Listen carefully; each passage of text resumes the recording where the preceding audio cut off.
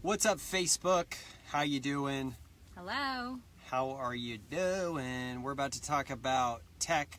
I got a little spinny thing going on the screen. I don't even know if we're live right now. And it's still spinning, and it's spinning around. Can you guys hear us at all? I'm going to go in and check. Okay, you're going to go in and check. There we go. We got somebody online right now. So let's talk about how tech actually affected our lives when you're trying to build a business, when you're trying to build a better life where you have more impact, you have more freedom, you want to actually travel. Right now we're actually traveling around the USA. We've been traveling for over 7 months now. Yes. It's been unbelievable. Started in Montana, went to Idaho, then Washington, then down to Oregon, then a little bit of Northern California, and now Nevada, and it's been incredible, guys. But let's talk about how the technology can affect your productivity, your ability to actually get shit done in your life and enjoy the process. Because I don't want to just get stuff done. Yeah, we can try to raise our volume. Can you hear us right now? We'll try to raise that. Thank you for letting us know, Wyatt. Wyatt, can you hear us at all, brother? Thank you so much for... Can you hear us? We can get closer. We can get closer. We can talk louder as well. Yeah, let's introduce who we are before we get into the tech stuff. So I'm Jacqueline, Andrew's soulmate, and we've been in business together. You can barely hear us. Anybody else, can you tell us if the audio works at all or Yeah. if you're having trouble hearing us? There's no point in continuing if you can't hear. So Andrew C. Bailey, been helping people in basically with their life as a coach for the last 10 years. Started out helping people with conversations and dating, and then, Pat, thank you so much Pat, for being Pat on. can hear you. Okay, Lisa can hear us. we Wyatt, can hear. it may just be on your end. Okay, continue on. So I've been helping people, thousands of people at this point, if you count boot camps, seminars, personal coaching over the old intranet. Yes. And I can tell you, this day and age, people are really addicted to the technology, and they're trying to be productive. They want a better life. They want their life to be pleasant, not unpleasant. But there's this kind of barrier they're having when they're logging on. They're like, most people are waking up, and the first thing they do, and this is when I'm interviewing people, interviewing clients, I say, what's the first thing you do? And they go to Facebook and then Instagram and then Twitter and whatever hell thing they're using. Yeah. And what does that do? Fucks your brain up, guys. So let's go ahead and tell the Well, that's blunt. story. Yeah, it does. We've been doing lots of research about it for years, and it really screws with your brain, especially young people who are under the age of 25, because your brain doesn't stop developing till 25. But let's tell the story of how we figured out we were tech addicts, and then we can go into more about what it does to you and what we had to do as entrepreneurs who run our business on technology, how we had to modify our business practices in order to keep ourselves from being lost in the digital realm. So the story basically begins on our anniversary. We have the spinny thing again. I don't know what that is. 2015, I believe. Yeah. Maybe it was 2014. It was somewhere in between there, and something happened on that day. Yes. I was like, this is our anniversary. I do not want phones to be involved today. I want the full attention of this man right here. And so I said, let's leave all the technology at home. And what happened is that we decided to go for a walk. And it was a glorious, beautiful, sunny day. And we were walking down a nature trail. And it was just gorgeous, and I couldn't pay attention to it at all because my hand kept reaching into my pocket for my phone. And then I was like, oh, I don't have my phone. And then it did it again. And I was like, okay, I don't have my phone again. And it kept doing it. And my hand was like had a life of its own. And it was freaking me out because the entire walk, like, I already knew I didn't have my phone. I did that like several times. My hand kept doing it on its own. over and over, and it was happening to Andrew. And I realized that I was addicted to this thing right here, reaching for it unconsciously, not even having control over my own hand. Crazy. That was your first insight to, hey, this actually might be an issue that I need to solve, or that's affecting my life in a way that's getting in the way of my dreams, my good goals, my desires. And so what we did is we said, you know what? We're going without tech for 2 months. Oh, wait, tell them what happened when we got home, when we looked at the projector. Oh, so I had previously, a couple months previously, had decided, I had this one flash of insight. What would it be like, because there's this huge wall we had in our apartment, what would it be like if we put a projector up there and had a huge movie screen? I want the biggest we can get, right? And so I went down to Fred Meyer, which is a place in Washington. It's a grocery store, and I bought like a $500 projector. Super excited. We were going to play PlayStation games on it. We were going to do Amazon Prime. Movies. I had this big visualization. It's going to enhance our life. This is where I was back then. And so what happened is the next months, we're not only addicted to the phones, but we added on like video games, and we added on just like, I was watching The Sopranos. I remember I said, I'm just going to watch episode 1 and then I'm going to go out because I've heard this is a good show. 6 seasons into it, I'm still watching it. Violent show, okay? Not good to be putting this content inside of me. Okay, but totally, absolutely addicted. And we got home from the walk where my hand was like moving on its own, and Andrew's hand was moving on its own, and we looked at the projector, and we had it like less than 6 months. And there was, I believe it was in the 780 something hours, guys. And I was just hours like, in less than 6 months. This is not including the phones. No, or the computer, or doing client calls, or business. That's just the projector on its own. And so we basically were like vomiting. I can't believe it, and then thinking about how much are we actually on these devices. And it just like, this was the whole moment of awareness. You're always like kind of blind to it. Oh, it's not me. Oh, it's not me, it's everybody else. But this is like right in the face, staring us in the face, and we couldn't deny it. And so then we really started looking into our habits, and we built a fort. Yeah, this is when we put the line in the sand. We had a conversation. Do we want this to continue? And so what we did is in our apartment that we were living at the time, we built a fort, like a kid would build a fort, in the actual living room. And we shut off all the technology. For we said 2 months. We're shutting down business. We'll do client calls, but that's it. And the first couple days, I went through withdrawals. They were brutal, guys. They were brutal. And I wanted to go to the phone. I wanted to go to anything that was electronic, that was digital, so I could get that hit of novelty. And that's when I knew, man, this has to change, because if I can't focus on the task at hand, if my mind is hijacked, where I'm always like all over the place, we have something going on here that I don't want to be a part of. I don't want it to be in my life anymore. Yeah.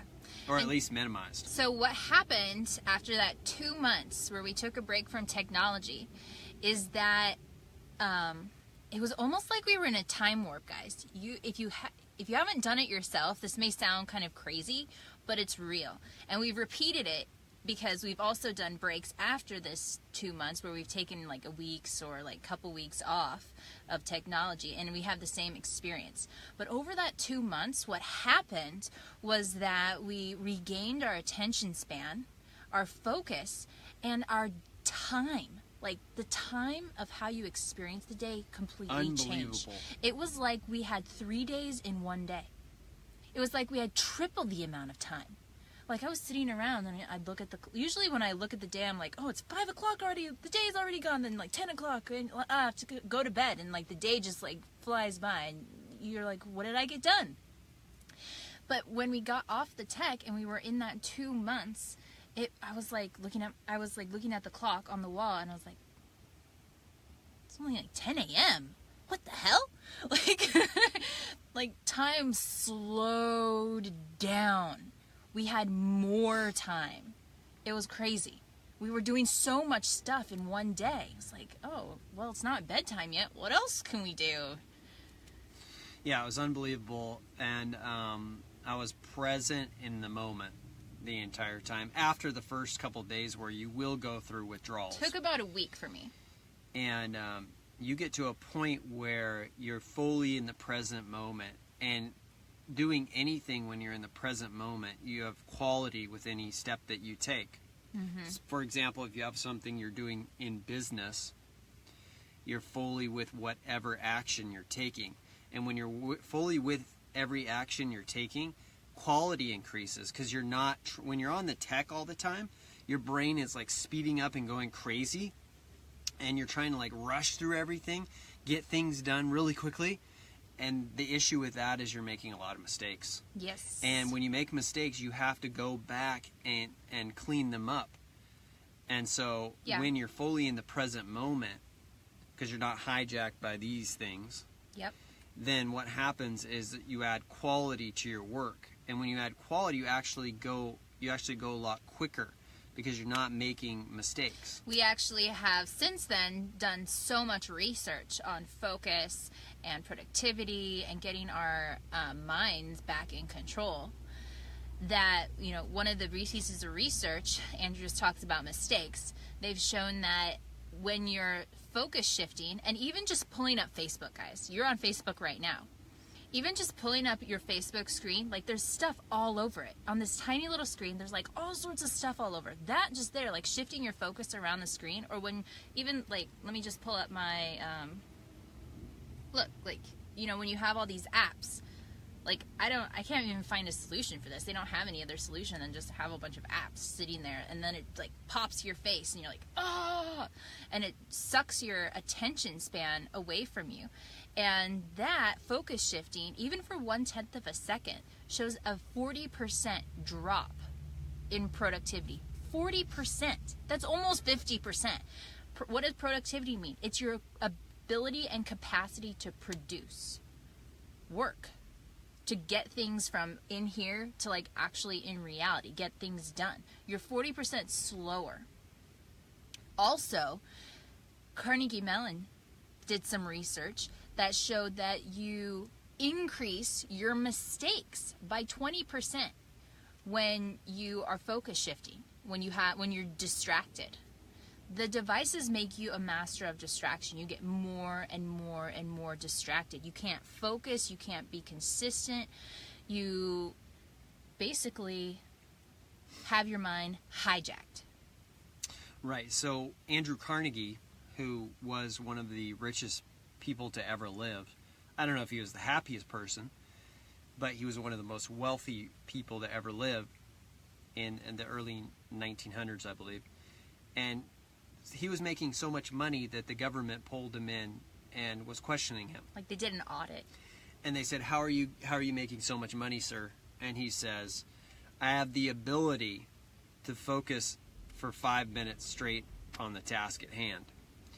And they're like, whoa. And so they did tests where they tested everybody else in the courtroom, and they couldn't focus even like past a minute. Yeah. And so that was back in the 1900s, and now we're seeing over 5,000 ads per day. The attention span is way down. It's like down to less than a goldfish. 8, or I've even 8 seen seconds. less. So if you're trying to do business, and you want faster results, you got to question, am I using this as a powerful tool to help me reach my clients and my customers and to help me get my message out? Yeah. Or is it actually getting in my way? And that was a big problem for us because, you know, you're running your business on technology. How do you use it with, you know, what you have to do on a day-to-day basis to get your message out and to make money and get customers and to provide service without losing yourself to the device and getting, basically practicing distraction. You practice distraction by using technology. that's what happens to your brain, and you become an expert at distraction, and distraction doesn't get you success. Billionaire after billionaire, successful person. You just talked about what was his name? Andrew Carnegie. Andrew Carnegie. You know, Warren Buffett and Bill Gates. They were at a party together, and somebody asked them to write down their biggest key to success, their own personal success. And so Warren Buffett and Bill Gates sat down and they wrote one word each on a piece of paper. Neither of them knew what they were going to write. And then they revealed it, and they both wrote the word focus. Okay? The key to success over and over again. Thomas Edison, okay? Bruce Lee even. Like, people say over and over again, people who are highly successful say focus, focus, focus, focus. Focus is the key to success, because you have to be consistent and you have to be able to direct your mind on the things that are important. And if you can't direct your focus, if it's all over the place, you're never going to be successful. If you think about a magnifying glass, and you just have a piece of wood, and the rays of the sun are coming down on the piece of wood, they're not going to light it on fire. But if you concentrate the rays of the sun and you focus them down, you get more power and ignition. So your focus, your ability to concentrate and focus on your business and on the right things in your business, and to be consistent, be able to focus long enough and put consistency in there. If you can't do that, you're not going to be successful, or you're going to have a capped success, or business is going to be hard for you. We had that. We were all over the place, like all sorts of unfinished projects. And then I thought, man, I just need I need to buy another productivity program, or I need to buy another business program. It wasn't the solution. And I would get these programs, and they're unbelievable, but I couldn't execute because couldn't focus. I needed that dopamine hit. I needed the novelty, and I was like, what's going on here? Yep. And then I buy something else, and hoping that would be the solution. And the problem was I had no focus. I had no attention span. I couldn't focus for like Andrew Carnegie for like 5 minutes, let alone, like probably 30 seconds. Yeah. And so you have to question, what's my ability to focus? Yeah. What would it be like if I could focus like a hawk for like 5 minutes straight on the task at hand, at least 5 minutes? Yeah. What would that be like? And how much easier would business or my career be if I could do that? And do I want to live in these little fragments where I'm constantly having to open an app or listen to a podcast or always be putting content in? Be jonesing for it unconsciously. So one of the things that Andrew and I implemented, that he created, is a Power of Conscious Living sheet that Andrew invented, where we write, and we still do it, when we use a piece of technology, we have to log it out. Like you're logging, like, what device am I taking? What is the activity I'm doing on this device? Why am I doing this activity? And then we write the time that we're taking the device out, and when we do the activity, we finish it, and we have to log it out. And so you're having to have accountability with the devices. This is something so critical. This is a free tip, guys. Like, you have to have accountability. You should just even do this for like 3 days in a row to see how much you're actually on technology. You're on it more than you think.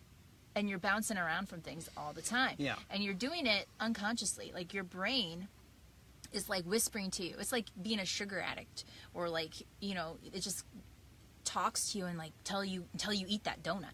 It's the same thing. Your brain will like whisper to you until you pick up the device and go and check to see if you got any likes on Facebook. We've all done it. Yeah. So that's one of the things we had to implement into our business to make sure that we didn't lose our own minds and our capacity to focus. And we've done tons of other research, and we do all sorts of other exercises and focus exercises. And I invented a virtual program where you can increase your focus, and I do a bunch of meditations and different focus exercises, and we do our focus exercises every day because we have to combat the technology that we have to use to get our message out. And so if you're not practicing focus in your daily life, if you're an entrepreneur and you're not actually implementing focus exercises into your life and implementing a system into your business to counteract the use of technology, you're doing business wrong. If you're an online entrepreneur, if you haven't taken into account the focus that you're losing by being on technology and you're not compensating for it, if you're not actively compensating for this right now in your business, you should be. Like, this is a big problem. You need to be compensating for the distractibility. Like, you're becoming distracted. You have to take this into account in your life. Powerfully said. So, to increase your focus, you got to think of it like a muscle. Like in the gym, you go and you want bigger biceps, let's say. You can grow your biceps. You can grow your focus muscle. But if you actually don't flex things, if you don't flex your focus muscle, then it's going to dwindle. So focus, I'm so sold on focus. I'm so sold on the importance of it. Bill Gates said it's one of the most important things. Warren Buffett said it's the most important thing. Charlie Bruce Munger. Lee, Charlie Munger. You can just keep going. You know, Tony Robbins, where focus goes, energy flows.